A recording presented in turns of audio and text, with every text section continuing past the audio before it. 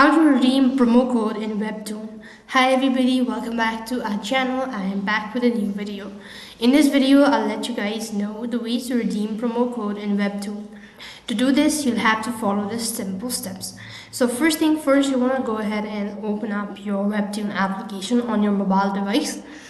So to properly redeem your promo code, you need to make sure to update your Webtoon app to delete this version. Also remember to use the capital letters when entering your promotional code.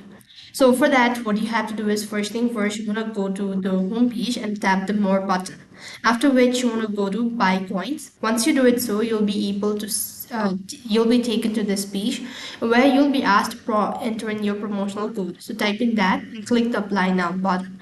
After which you'll have successfully redeemed your redemption code. That's all for this video. I hope the video was helpful. Make sure to like, share and subscribe to our channel. Thank you for watching. See you in the next video.